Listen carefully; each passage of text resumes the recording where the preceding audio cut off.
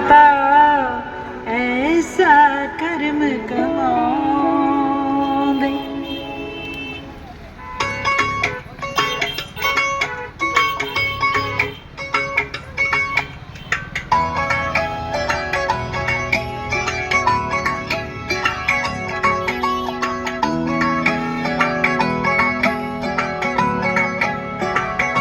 गुरु जी दे दर्शन कर लो, झोलियां अपनियां भर लो, के ऐसा गुरु फिर नी मिलना, के ऐसा फुल फिर नी खिलना। गुरु जी दे दर्शन कर लो, झोलियां अपनियां